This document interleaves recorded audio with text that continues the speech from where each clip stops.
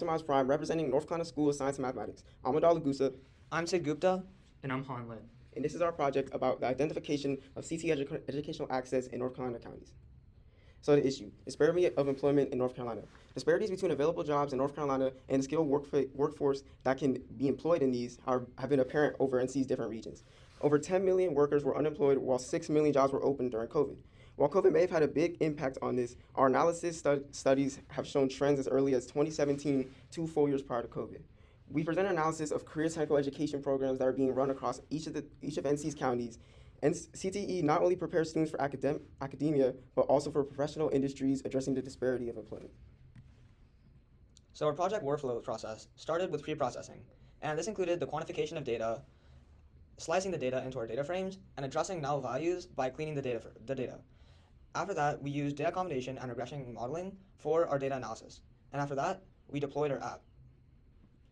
Our data analysis started on DeepNote, which is a collaborative data notebook tailored for data science and machine learning modeling. And our first step was to actually prove the positive correlation between CTE programs and employment.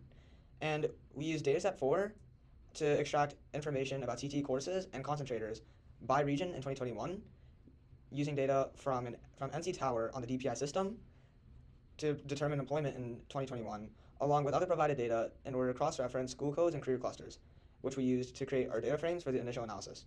And the screenshot at the bottom shows the initial parameters. So the first scatter plot compares CTE courses by region to the employment of DPI system students for that respective career cluster in that region. And the second scatter plot compares the number of concentrators in a region and the employment of DPI system students for that respective career cluster in the region. Concentrators are students that have taken 2 or more credits in a specific career cluster pathway. Both of these scatter plots show a positive correlation, which demonstrates that a higher availability of CTE courses and encouragement for students in the DPI system to take those CTE courses and become concentrators will eventually result in a larger number of students joining the workforce. And this will help solve the employment problem that's been exacerbated by COVID.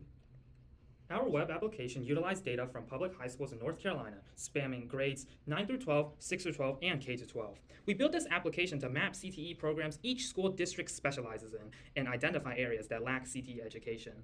We provide data extensive across a 6-year period, starting from 2017.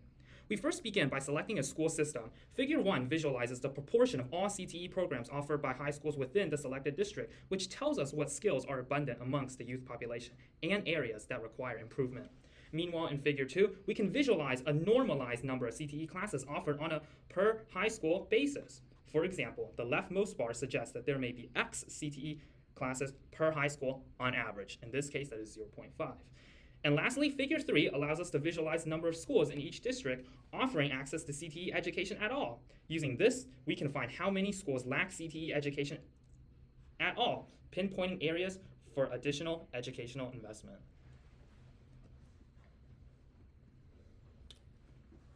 So after our detailed information, we were able to break down what we could do to improve conditions.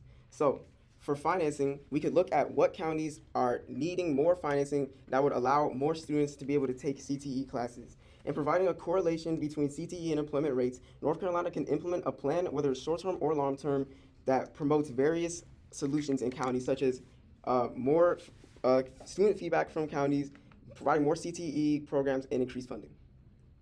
So North Carolina can use this data to improve not only the employment disparity, but also the quality of education that students receive. This is a key solution to be able to fix this problem. Thank you. Any questions?